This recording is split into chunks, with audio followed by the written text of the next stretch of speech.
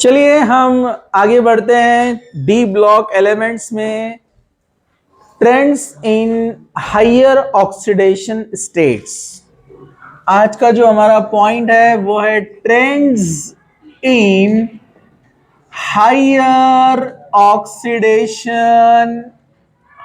Oxidation states के जो D block elements में, जिसको हम पढ़ रहे हैं 3D सीरीज को डिटेल में। तो 3D सीरीज में डिटेल में यहां पर कुछ हैलाइड्स और ऑक्साइड का ऑक्सीडेशन स्टेट्स एग्जाम्पल के साथ एक्सप्लेन किया गया है। ठीक है, जैसे यहां पर हम देखेंगे जो हैलाइड्स के साथ ऑक्सीडेशन स्टेट्स शो किए गए हैं। जैसे हम लेते हैं +1 में +2 +3 +4 +5 +6 +7। तो हमने जो पिरामिड देखा था स्कैंडियम सीरीज का, तो उसमें हमने क्या देखा कि स्कैंडियम सीरीज में एक पिरामिड तैयार होता है जिसमें हमको +3 से लेकर +7 तक Mn तक ऑक्सीडेशन स्टेट बढ़ता है due to presence of unpaired electrons. फिर उसके बाद क्या होता है, Mn से डिक्रीज होना शुरू होता है। तो ये हमने लास्ट लेक्चर में देखा। लेकिन जरूरी नहीं है कि हर मॉलिक्यूल में हर ऑक्सीडेशन स्टेट प्रेजेंट हो। बहुत सारे रीजन है जिसकी वजह से वो उसमें स्टेबिलिटी अटेंड नहीं कर पाता है। तो कुछ एग्जांपल्स यहाँ पर हमको हाइलाइट्स के दिए हुए हैं। जैसे मैं यहाँ पर पहले सीरीज लिख देता हूँ अपनी, स्टीवो क्रमन फेकोनिकुस। तो यहां पर आप स्कैंडियम को उसने यहां पर एग्जाम्पल में तो लिया है, उसके एग्जाम्पल दिया है उसने कि स्कैंडियम +2 स्टेट तक बना सकता है, स्कैंडियम X2 बताया है। फिर स्कैंडियम X3 भी बनता है। ओके, टाइटेनियम में उसने बताया कि टाइटेनियम X2 भी बनाता है, टाइटेनियम X3 भी बनाता है और टाइटेनियम X4 भी बनाता है। इसके आगे स्टेबिलिटी नहीं होती है। ठीक है, इसमें मैं आपको एक पॉइंट बता दूं, NCERT में X को नंबरिंग दिया है 1 2 3 रोमन्स में उसके ऊपर। एक्चुअली उसका मीनिंग क्या है कि जब वो X लिखता है तो इसका मतलब है फ्लोरो से लेकर आयोडो तक कोई भी आ सकता है। X मतलब कोई भी हैलोजन, फ्लोरो, क्लोरो, ब्रोमो, आइडो, सारे एग्जाम्पल्स के लिए एप्लीकेबल है। जब वो X1 लिख कर देता है तो इसका मतलब होता है फ्लोरो से लेकर तो कहां तक आएगा, फ्लोरो, क्लोरो, ब्रोमो तक। ठीक है, आयोडो नहीं आएगा। ठीक है, जब वो लिखता है X2 तो जिसका मतलब क्या होता है, यस, फ्लोरो से कहां तक, क्लोरो तक, फ्लोरो, क्लोरो। और जब वो देता है X3 तो यहां पर अपने को मिलता है फ्लोरो, नहीं, उसने उसको दिया है यस, क्लोरो टू आइडो। ठीक है, तो ये थोड़ा सा आपको याद रखना है। वैसे बहुत कम है, वो ज्यादा नहीं है, मैं आपको बता दूंगा। ठीक है, तो टाइटेनियम X2 X3 X4 तक जाता है, लेकिन वेनेडियम जब हम लेते हैं तो वेनेडियम X2 भी मिलता है, X3 भी मिलता है, X4 भी मिलता है और V+5 में मिलता है VF5 और +6 आगे वाले में जाएगा। यहां पर अपने को ओनली फ्लोरो वाला मिलेगा, यहां पर अपने को अदर हैलोजेंस नहीं मिलते हैं। इसका एक रीजन भी है, हायर स्टेट में आप जाएंगे तो जनरली फ्लोरो वाले मिलते हैं। रीजन ये कि फ्लोरो स्मॉल साइज है, एटॉमिक साइज क्या है, स्मॉल है। दूसरा, एटॉमिक साइज स्मॉल है, इलेक्ट्रोनेगेटिविटी ज्यादा है। ठीक है, और वो ज्यादा क्लोज आएगा सेंट्रल मेटल एटम के, तो वहां पर हाइड्रेशन इंथैल्पी भी ज्यादा रहेंगी, जो हीट रिलीज हो रही है वो भी ज्यादा है। और जहां हाइड्रेशन इंथैल्पी ज्यादा रहती है वहां स्टेबिलिटी ज्यादा होती है। समझा आपको?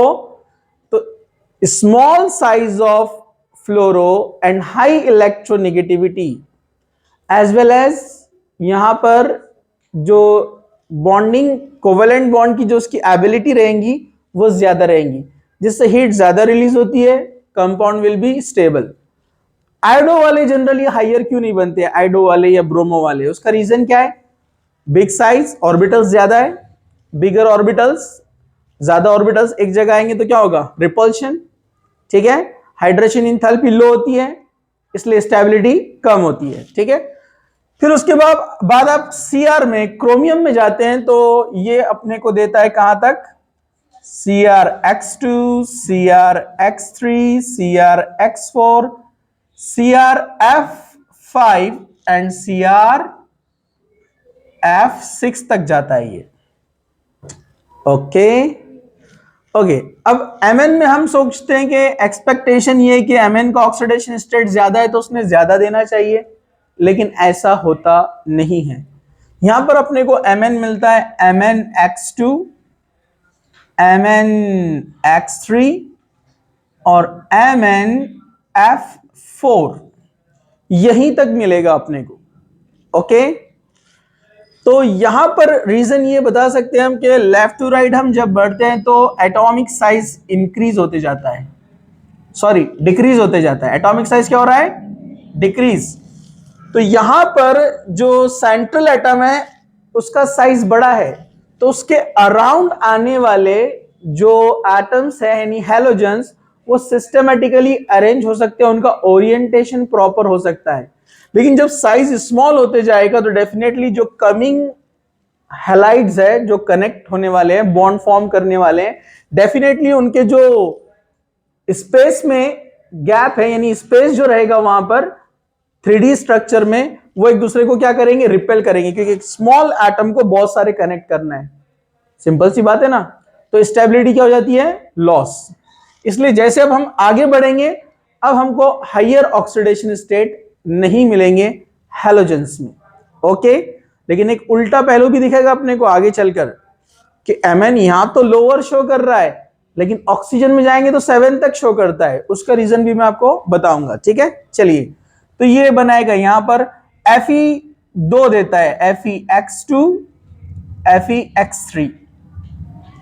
ओके, आगे बढ़ते हैं। कोबाल्ट में अगेन COX2, COX3, दो ही देगा ये भी। Nickel only one, NiX। Okay, और कॉपर देता है CuX एंड Cu2X। मतलब अब तक ये सब +2 दे रहे थे ना, ये अकेला +1 दे रहा है यहां पर, Cu2X। समझे ना आपको? Cux का मतलब Cux2 यहां पर, सॉरी, Cux2 का मतलब क्या? स्टेट क्या है? +2, दो हैलोजन है ना। और Cu2X का मतलब क्या है? Cux Cu, मतलब +1 समझा आपको? तो ये +1 देता है यहां पर। ओके, ये एक्सेप्शनल। और Zn अपना, ये तो ZnX2 फेमस है, आपको पता है, नो प्रॉब्लम, ठीक है। ओके, तो ये इतने आपको स्टेट्स यहां पर याद रखना है, ठीक है, जिसमें से हम बहुत सारे एक्सप्लेन कर सकते हैं on the basis of unpaired electron. पता है ना आपको? अनपेयर्ड इलेक्ट्रॉन के एक्स्ट्रा स्टेबिलिटी के ऑर्डर में इनको हम एक्सप्लेन कर सकते हैं, लेकिन इसमें बहुत सारे एक्सेप्शंस है जो याद नहीं रहते। तो सबसे बेटर रहेगा कि आप इस वाले टेबल को अच्छे से ध्यान में लर्न कर लो। तो आप यहां पर देखेंगे कि +1 में ओनली 1 है, Cu2X। तो ये आपको याद रखना कुछ मुश्किल नहीं है, ठीक है। ओके ओके ओके, +2 में सारे है, इसमें किसी को प्रॉब्लम? No problem. +2 में सारे के सारे रहेंगे। ओके, +3 में कहां तक पहुंच रहे हैं हम? सिर्फ कोबाल्ट तक। इस तरह से याद रखेंगे तो आसानी से याद रहेंगे आपको, ठीक है। +1 में Cu है, +2 में स्कैंडियम टू जिंक सब है, +3 में स्कैंडियम टू कोबाल्ट, ये आपको याद रखना है। हैलाइड्स के बारे में देख रहे हैं हम, हैलोजेंस। ओके, तो यहां पर पूरे रहेंगे। +4 के अंदर ओनली 4 है, टाइटेनियम, वेनेडियम, क्रोमियम और मैग्नीज, यानी स्कैंडियम को छोड़कर टाइटेनियम से मैग्नीज तक। ओके, उसके बाद तो याद रखना आसान है, +5 में 2 ही है, वेनेडियम एंड क्रोमियम, और वो भी उसके फ्लोराइड्स होते हैं, अदर हलाइड्स तो होंगे भी नहीं। आता है क्वेश्चन ट्विस्ट करने के लिए, दे दिया उसने Vi5, वो तो स्टेबल नहीं होता है, ठीक है, बिल्कुल, क्योंकि ये फॉस्फोरस की फैमिली की तरह है। याद है आपको, हम देखते हैं ना कि फॉस्फोरस में Pi5 स्टेबल नहीं है, कंपाउंड एग्जिस्ट नहीं होता है। तो वैसे छोटे छोटे पॉइंट, आपको ऐसा क्वेश्चन एक भी नहीं आएगा जो एकदम अनरिलेटेड आपने एनसीईआरटी में कहीं देखा ही नहीं, ऐसा क्वेश्चन नहीं आएगा। तो ये इतने रिलेटेड है, इसको अच्छे से आपको लर्न करना है। +6 में तो एक ही है। अब जिसमें से इसको तो हम 100 बार पढ़ चुके हैं कि +1 शो करता है अपना Cu, इसको याद रखने की जरूरत ही नहीं है कि +2 वाले तो सब है।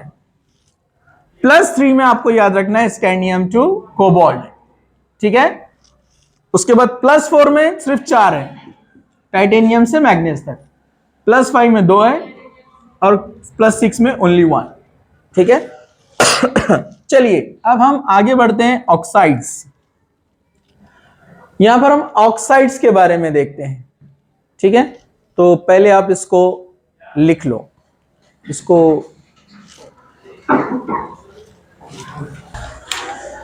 चलिए अब इससे रिलेटेड कुछ क्वेश्चंस है, इसके हम आंसर्स देखते हैं यहां पर, और ऐसे ही क्वेश्चंस आते हैं, इसलिए आपको लाइन टू लाइन अच्छे से रीड करना है, स्पेशली इनऑर्गेनिक केमिस्ट्री और फिजिकल केमिस्ट्री को, ठीक है। जैसे बायो को पढ़ते ना, बिल्कुल वैसे ही, कहीं तो भी एक छोटा सा पॉइंट बैठा हुआ रहता है, उस पर क्वेश्चन आ जाता है, ठीक है।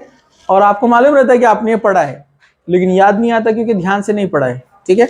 चलिए, जैसे एक क्वेश्चन है यहाँ पर, Y Cu2+ ion is more stable state in aqueous medium than the Cu+1। तो जो फर्स्ट पॉइंट है उसको हम यहाँ पर ऐसे एक्सप्लेन करेंगे, फर्स्ट पॉइंट को, कि जो Cu2+ आयन है, Cu2+ आयन का हाइड्रेशन इंथैल्पी ज्यादा होता है, हाइड्रेशन इंथैल्पी। अब हाइड्रेशन इंथैल्पी जब इनका ज्यादा होगा, डेफिनेटली यहां पर as compare to Cu+1 hydration enthalpy is high. अब हाइड्रेशन इंथैल्पी हाई है तो definitely it forms more strong, या हम कहेंगे इसको स्ट्रॉन्ग बॉन्ड फॉर्मेशन होगा इसमें Cu+1 आयन के कंपैरिजन में। Cu2+ का हाइड्रेशन इंथैल्पी ज्यादा है, मींस कमिंग आयंस और molecules close, very close as compare to Cu+1। +1 +2, ये +1 की तरफ आ रहे हैं, ये +2 की तरफ ज्यादा आते हैं, तो कंपेरेटिवली वहां पर जो है अप्रोच ज्यादा है, तो हीट ज्यादा रिलीज होती है, हाइड्रेशन इंथैल्पी ज्यादा रिलीज हो रही है, मतलब स्ट्रॉन्ग बॉन्डिंग, स्टेबिलिटी। तो यहां पर ये एक अच्छा स्टेबल हैलाइड फॉर्म करता है, ठीक है। तो हाइड्रेशन इंथैल्पी हाई है, ये इसका एक रीजन यहां पर हो गया। Second, why Mn+7 is not shown in higher oxidation state। यहां पर जो Mn है वो +7 स्टेट, +7 के अंदर स्टेट हैलाइड के अंदर शो क्यों नहीं कर पाता है। तो सबसे पहला रीजन हम बोलेंगे left to right size decreases, left to right size decreases, ठीक है। दूसरा पॉइंट आप बताएंगे इसके अंदर, इफ मोर नंबर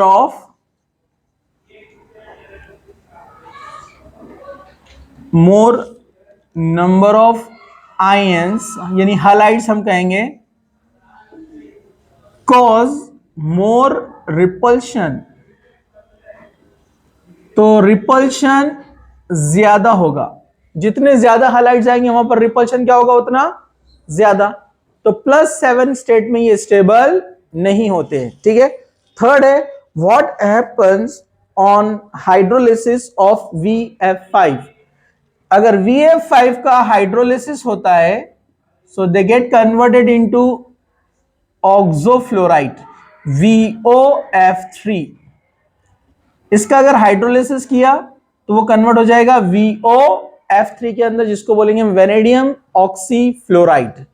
ऑक्सीफ्लोराइड्स भी हम देखेंगे पी ब्लॉक के अंदर, बहुत सारे कंपाउंड्स आएंगे उससे रिलेटेड, ठीक है।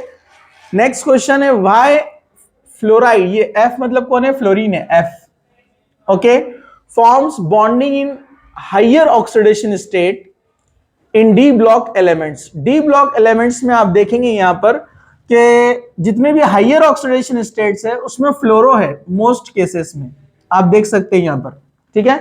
तो फ्लोरो हायर ऑक्सीडेशन स्टेट क्यों बनाते हैं, तो उसका रीजन क्या है, high electronegativity,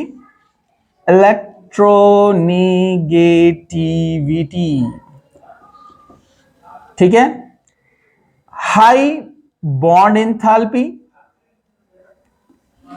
high bond enthalpy मतलब जब वो अप्रोच होगा मेटल आयन से तो लार्ज अमाउंट ऑफ हीट वहां से रिलीज होती है, हाई बॉन्ड एंथैल्पी, ठीक है, high hydration enthalpy.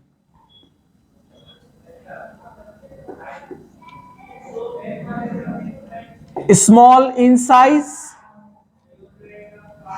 so no repulsion between the orbital of neighboring fluorine, neighboring fluorine में orbitals में repulsion नहीं होता है, ये रीजन से फ्लोरो जो है हायर स्टेट्स तक जा सकते हैं। Why Cu2 plus easily oxidized to I minus, तो यहां पर हम देखेंगे Cu2 प्लस का जो E वैल्यू था हमने देखा वो कितना था, प्लस 0.34, याद है आपको, अरे याद है क्या आपको, और जिसका स्टैंडर्ड रिडक्शन पोटेंशियल यानी SRP पॉजिटिव में रहता है तो डेफिनेटली वो इजीली इलेक्ट्रॉन लेता है, उनका रिडक्शन अच्छे से होता है, समझा आपको। और जिनका वैल्यू माइनस में था उनका ऑक्सीडेशन अच्छे से होता है, हमेशा याद रखने का, Zn और कॉपर, Zn माइनस में Cu प्लस में, तो आपने देखा ना डैनियल सेल में Zn बनता है Zn2 प्लस प्लस 2 इलेक्ट्रॉन, याद है आपको। तो जिनका माइनस में होता है they are good oxidising agent, आसानी से इलेक्ट्रॉन दे देते हैं दूसरे का ऑक्सीडेशन करने के लिए, और जिसका प्लस में वैल्यू होता है they are good reducing agent, आसानी से इलेक्ट्रॉन ले लेते हैं। तो डेफिनेटली ये आसानी से इलेक्ट्रॉन ले रहा है तो इसका क्या हो रहा है यहां पर, रिडक्शन, लेकिन दूसरे का क्या हो रहा है, ऑक्सीडेशन, तो ये क्या हो गया, एक अच्छा ऑक्सीडाइजिंग एजेंट। तो जब हम इसको I माइनस के साथ ट्रीट करते हैं तो Cu2 प्लस 2I माइनस के साथ रिएक्शन करता है और दोनों इलेक्ट्रॉन लेकर क्या बन जाता है, Cu, और प्लस कौन निकल जाएगा यहां से, I2, उसने उसको आसानी से ऑक्सीडाइज कर लिया, समझा आपको। Cu2 प्लस है, 2 इलेक्ट्रॉन ले लिया तो I न्यूट्रल हो गए ना दोनों भी, I2 बनकर चला गया, उसने 2 इलेक्ट्रॉन ले लिया तो न्यूट्रल हो गया। अच्छा दिख नहीं रहा है उसमें, हाँ यहां पर बता देता हूं मैं, थोड़ा सा इधर ला, चलेगा, यहां चलेगा, okay. Cu2 plus plus 2I minus, ठीक है, I माइनस इलेक्ट्रॉन लॉस करेगा तो न्यूट्रल I बन जाएगा, दोनों I बनकर बन जाएंगे I2, दोनों इलेक्ट्रॉन कौन एब्जॉर्ब किया, Cu, तो क्या बन गया, Cu2 प्लस ने लिया तो Cu, समझा आपको। सो वो इजीली ऑक्सीडाइज कर देता है I माइनस को और कन्वर्ट हो जाएगा Cu में, और दोनों I ने इलेक्ट्रॉन लॉस किया, I2 बनकर चला गया, समझा। तो इसका वैल्यू जो है SRP स्टैंडर्ड रिडक्शन पोटेंशियल वो पॉजिटिव में है, तो EMF सीरीज याद है आपको, ठीक है। और वहां पर भी हमने रीजन क्या देखा था, हाई हाइड्रेशन इंथैल्पी, जिसके वजह से वो क्या शो करता है, पॉजिटिव, कल देखा ना हमने, ओके। पिछली बार हमने क्या देखा था कि Cu plus is more stable then Cu2 plus on the basis of extra stability nature, याद है ना आपको, अरे भाई देखा ना, Cu प्लस ज्यादा स्टेबल था Cu2 प्लस से, बराबर है ना। लेकिन जब वो बात करेगा इन एक्वियस मीडियम, इन एक्वियस मीडियम जब वो बात करेगा तो Cu plus 2 is more stable then Cu plus, याद रहेगा, क्योंकि Cu2 प्लस स्टेट में उसका हाइड्रेशन इंथैल्पी ज्यादा है, और जिसका हाइड्रेशन इंथैल्पी ज्यादा है तो जब आयंस उसके पास आते हैं तो लार्ज अमाउंट ऑफ हीट बाहर निकलेगा, स्टेबल कंपाउंड बनेगा, मतलब वो रेडी है आसानी से इलेक्ट्रॉन लेने के लिए, समझा आपको, ठीक है, तो ये रीजन यहां पर रहेगा। तो इसलिए Cu इजीली ऑक्सीडाइज करता है I माइनस को, जबकि अगर Cu प्लस लिया जाए, ओनली Cu प्लस, तो वो डिसप्रोपोर्शनेट रिएक्शन दे देता है। डिसप्रोपोर्शनेट रिएक्शन, डिसप्रोपोर्शनेट रिएक्शन क्या होती है? दो Cu आपस में आते हैं प्लस वाले, एक बन जाता है Cu2 प्लस और एक बन जाता है Cu। तो अगर आप एक्वियस मीडियम में, ये भी एक्वियस मीडियम में है, ये भी एक्वियस मीडियम में है, तो यहां पर एक्वियस मीडियम में Cu प्लस क्या करता है? एक इलेक्ट्रॉन लॉस करके क्या बन जाता है? Cu2 plus. अरे भाई +1 एक इलेक्ट्रॉन लॉस करो तो क्या बनता है? +2, बराबर है ना? तो ये +2 बन गया। लेकिन दूसरे वाले +1 ने वो इलेक्ट्रॉन ले लिया तो क्या बन गया? Neutral Cu। समझा आपको? ठीक है, तो अगर आप Cu प्लस लेंगे तो उसमें डिसप्रोपोर्शनेट रिएक्शन होता है। डिसप्रोपोर्शनेट रिएक्शन, डिसप्रोपोर्शनेट मतलब same atom, same molecule, same ion में एक साथ रिडक्शन ऑक्सीडेशन होता है। Same atom, same molecule, same nature वालों में जब ऑक्सीडेशन रिडक्शन एक साथ होता है, एक रिड्यूस होता है,